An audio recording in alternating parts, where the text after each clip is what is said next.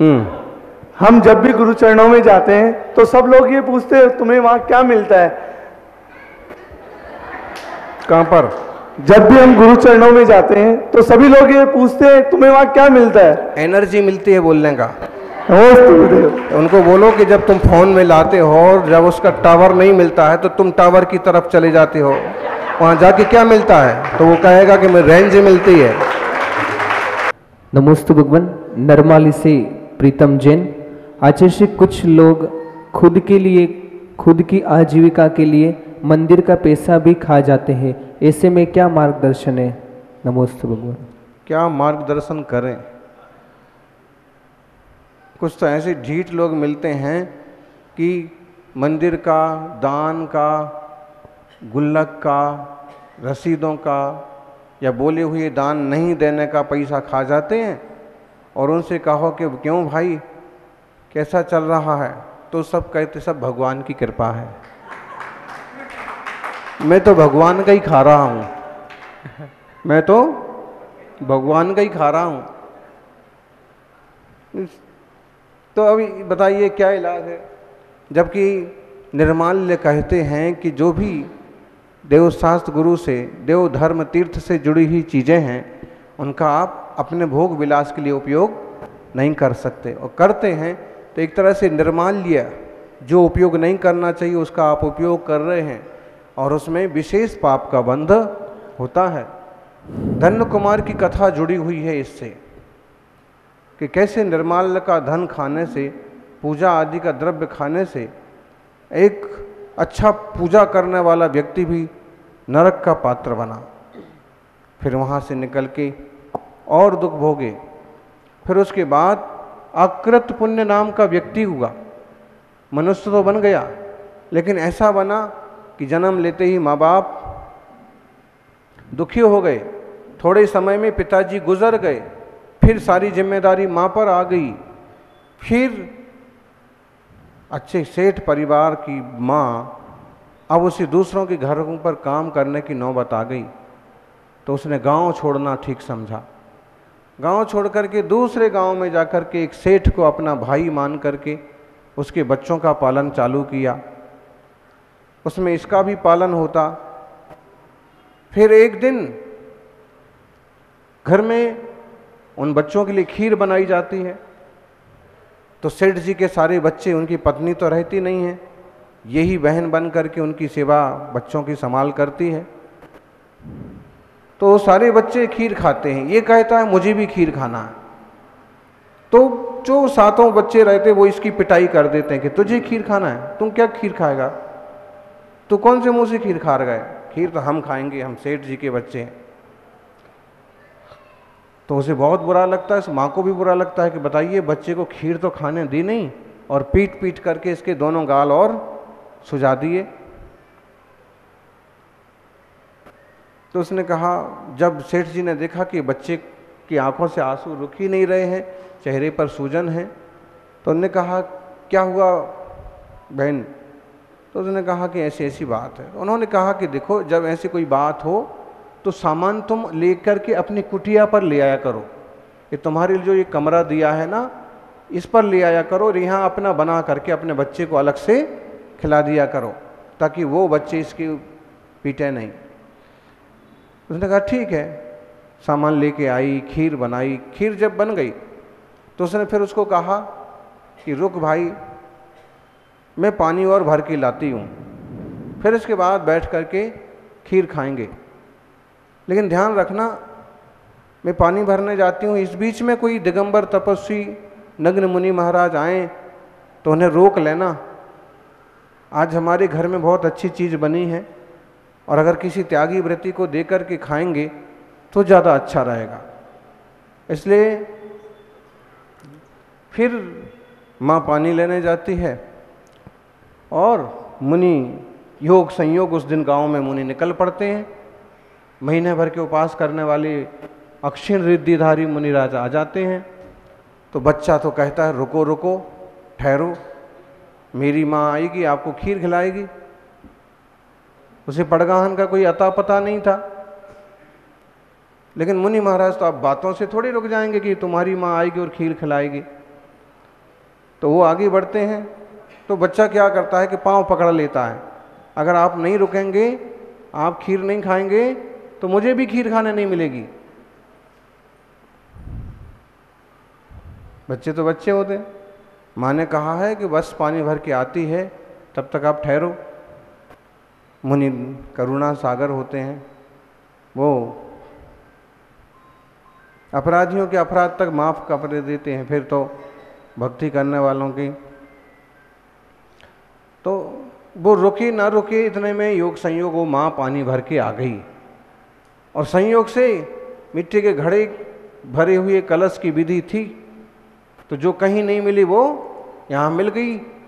संयोग से ही आहार चालू हुआ।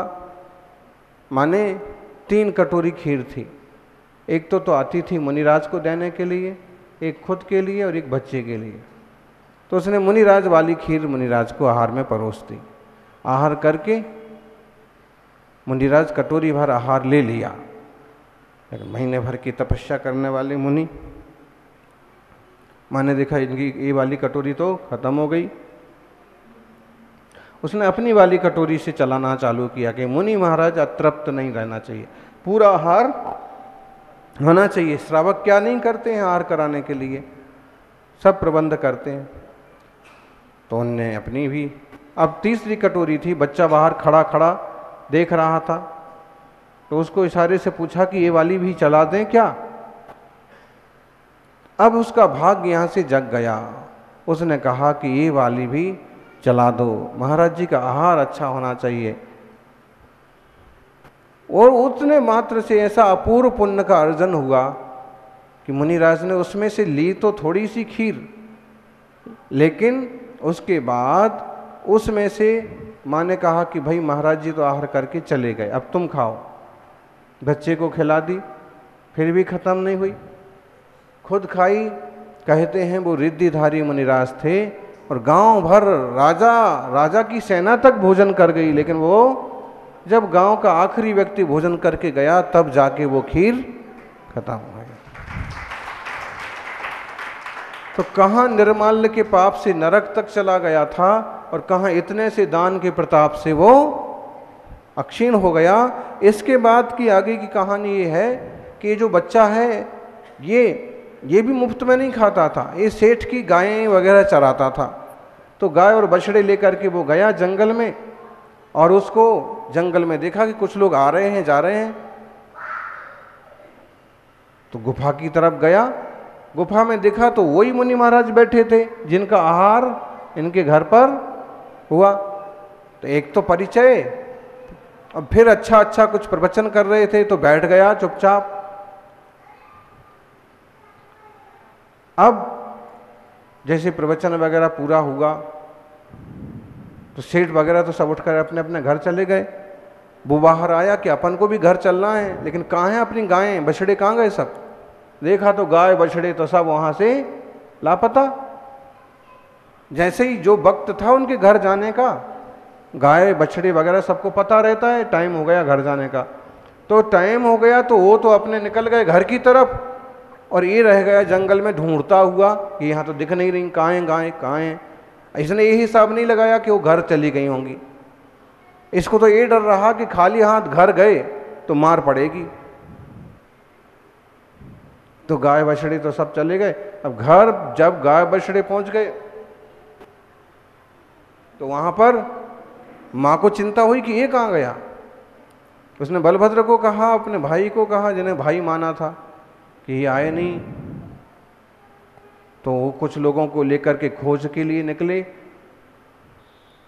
लेकिन कोई अंदाज नहीं चला। तो कहा कि भाई सुबह लाइट हो जाएगी फिर जाएंगे सूरज निकलने के बाद। और यहाँ ये हुआ कि जब इसे नहीं मिली गाय भैंस गाय बछड़े, तो इसने कहा कि घर तो नहीं जाएंगे, अब मार पड़ेगी। तो ये छुप गया वहीं पेड़ के पीछे। रात में शेर आया।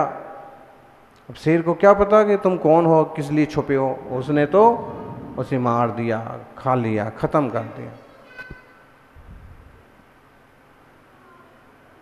जब सुबह ढूंढने के लिए आए वो सब, माँ भी साथ में ढूंढने के लिए आई, तो ये बालक जो था ना मर करके देव बना दान के प्रभाव से। तो जब उसने विचार किया कि माँ को कितना भयंकर कष्ट होगा, तो वो उसी तरह का रूप बना करके और वहाँ पर उपस्थित हो गया। तो जैसे ही वहाँ पड़ा हुआ मांस हड्डियाँ देखी तो सब रोने लगे, लेकिन वो सामने आया तो माँ तुरंत उसकी तरफ प्यार करने दौड़ी। तो उसने समझाया फिर कि देखो मैं तो मर गया, शेर ने मुझे मार दिया, मैं देव पर्याय में गया, मैं आप यहाँ पर सिर्फ आपको समझाने आया हूँ, जिंदगी में धर्म करना, धर्म के अलावा कुछ फ़ायदा नहीं है। गुरुदेव का इतना सा आहार कराया, इतना सा प्रवचन सुना और मेरा इतना भाव सुधर गया।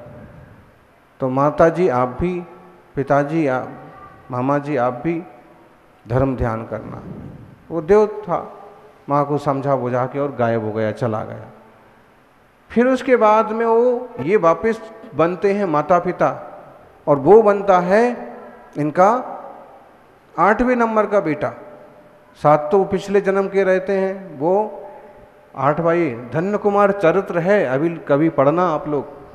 तो 8वें नंबर पर इसका जैसे जन्म होता है, इसके नाल गाड़ने के लिए नाभि कर्तन होता है ना, उसको जमीन में दबाने के लिए जैसे खोदते हैं तो उसमें से सोना निकल पड़ता है, तो उसका नाम रख देते हैं धन कुमार, धन्य कुमार। तो कैसे पुण्य पाप होता है, बड़ी कहानी है। हमें कोशिश करना चाहिए कि मंदिर, जिनालय या दान आदि की वस्तुएं ना खाएं, ना दबाएं, उसके साथ घोटाला ना करें। कई लोग मूर्तियों में घोटाला करते हैं, कभी प्रतिष्ठाओं में घोटाला करते हैं, कई लोग जो है धार्मिक क्रिया विधि सामग्री में घोटाला करते हैं। ऐसा नहीं करना चाहिए। बुद्धिमान तो व्यक्ति वो है कि किसी धर्म के झंझट में ऐसा ना पड़े जिसमें कुछ लेना देना करना पड़ता हो, और अगर उससे कोई जिम्मेदारी मिले कोषाध्यक्ष की या समाज की कुछ भी, तो इतना साफ सुथरा काम करे कि एक एक पैसे का हिसाब बराबर। ओम नमस्ते आचार्य श्री। अदिति जैन। अभी लोग समझते हैं कि बड़ी सारी जमीन दबा लेते हैं, मंदिर के जो धर्मशाला वगैरह के कमरे में पकड़े रहते हैं, मंदिर की पुरानी दुकानों पर जमे रहते हैं, और वो उनको ये समझ में नहीं आता है कि हम निर्माल्य खा रहे हैं, हम गलत कर रहे हैं। कोई उन्हें समझाने जाए तो झगड़ा और करने लगे। अरे भाई, अगर सक्षम हो गए, आपके पास पैसा इकट्ठा हो गया, तो आप मंदिर की चीज़ें मत वापरो, मंदिर की चीज़ें मंदिर में दान कर दो वापिस। आज मैं सक्षम हूँ, कुछ और दे दो। नमस्ते आचार्य श्री। अदिति जैन निठा गामड़ी से। आचार्य श्री, हम जैन लोग दान बहुत करते हैं, लेकिन अपने ही समाज में समाज के कुछ घटक ऐसे हैं जिनकी इनकम भी सही से परिवार का पालन पोषण नहीं कर पाती। ऐसे में समाज का क्या कर्तव्य है? सही बात तो ये है कि पहले साधर्मियों का सहयोग जरूर होना चाहिए। अगर कोई धर्मात्मा पिछड़ते गए, परेशान हो गए, नीचे गिर गए, लोभ लालच में किसी और पक्ष में चले गए, तो उसका तो पूरा जीवन खराब हो गया। बच्चे नहीं पढ़ पाए हैं, किसी तरह की दुविधाएं पैदा हो गई। ऐसे में समाज का सहयोग बहुत ज़रूरी है। लेकिन पता नहीं, वो मंदिर में वो लाख रुपए दे देगा, लेकिन चलता फिरता कोई बीमार श्रावक भाई आ जाएगा कि 10,000 दे दो, हैं? खुद का भाई हो तो उसको 2,000 नहीं देगा। मतलब कितनी छोटी सोच है। भाई मंदिर में देना है, अच्छी बात है, लेकिन जो जीवित है ना, जीवित भगवान, चलता फिरता आत्मा, तुम्हारा अपना रिश्तेदार, भाई, कुटुंबी, गांव का व्यक्ति, पहले उसका सहयोग करो। वो अपने पांव पर खड़ा हो जाएगा, उसके लिए, परिवार के लिए बहुत बड़ा आसरा बन जाएगा। तो ऐसी उदार बुद्धि वाले लोग 1000 में एक मिलेगा मुश्किल से। भाई ठीक है कि ठगने वाली है दुनिया, लेकिन आप परख करके ज़रूरतमंद का सहयोग करना सीखो। मुट्ठी बंद सहयोग कर दो। ओम नमस्ते भगवान। प्रिंस जैन पालोदा से। और कई लोग तो शरबत पिलाएंगे तो भी फोटो खिंचवाएंगे। बताइए, एक गिलास ठंडा पानी पिलवाएंगे, फोटो खिंचवाएंगे, अखबार में छपवाएंगे। ये इनका दान हो रहा है। मरीजों को 2 केले देंगे और इतना बड़ा फोटो छपवाएंगे। कैसा दान है ये? गुप्त दे के आओ। कई लोग ऐसे स्वाभिमानी होते हैं कि अगर उनको ऐसे लगे कि इसमें हमारी बेइज्जती होगी, ये फ़ोटो खिंचवा के छापेंगे, औरों को बताएंगे, तो ये वो लाख रुपए भी नहीं लेंगे। यही तो बताएंगे कि मैंने इसको 1 लाख रुपए दिए, तब इसने दुकान खोली, तभी आज पाँव पर खड़ा है। कुछ लोग, तो ये हमें ध्यान रखना चाहिए। उपकार करेंगे आपको फल तो मिलेगा ही मिलेगा। ओम नमस्ते भगवान। प्रिंस जैन पालोदा से, कुछ लोग कहते हैं कि एक ही जिंदगी मिली है, एंजॉय कर लो, अगला भाव किसने देखा, तो क्या करें हम? उनके कहने से क्या होता है? अगले भाव यहीं देख लो, कुत्ता, बिल्ली, गाय, भैंस, सुअर, यहीं तुम्हारे घर में जो छिपकली रहती हैं, कबूतर आते हैं, कौन है ये? वो घर के ही लोग हैं कोई, जो ऐसे ही कहते थे कि एक ही ज़िंदगी मिली है, एंजॉय कर लो। एंजॉय करते करते कबूतर बन गए। अब गुटरगुं करते रहो एंजॉय ज़िंदगी भर। तो ये अगले पिछले भाव सब कुछ होते हैं, तो विवेक पूर्वक अपना जीवन का सदुपयोग करना चाहिए। ओम। संगीता जैन मुंबई से, आचार्य शास्त्रों में और गुरुओं के मुख से सुना है कि गतियाँ सिद्धशिला नरक स्वर्ग पर हमने जाकर देखा नहीं, फिर कैसे माने कि ऐसा है? देख लो जाकर। लगना क्या है, जरा सी 2 मीटर की रस्सी लाओ, पंखे पर लटकाओ। अब वापस आने का सिस्टम नहीं है।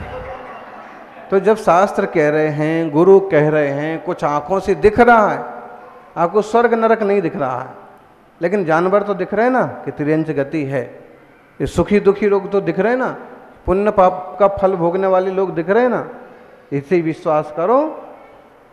खुद का भी देख लो कि जब हम खुद अच्छे भाव से प्रसन्न होते हैं तो आनंदित होते हैं, और अगर कोई विपरीत स्थितियां होती हैं तो दुखी होते हैं। इसका मतलब है कि संसार में सारी चीजें हैं। जिन वाणी में सर्वज्ञ भगवान ने सही कहा है, सूक्ष्मम जिनोदितम तत्वम हेतु भी नैव हन्यते आज्ञा सिद्धम तो तद्ग्राह्यम नान्यथावादिनो जिना। जिन भगवान झूठ नहीं बोलते हैं, जिन वाणी में गलत नहीं लिखा है, जिन वाणी की श्रद्धा करके अपनी श्रद्धा बनाइए, तो आपको स्वर्ग वगैरह भी देखने को मिल जाएगा समाधि के बाद। हम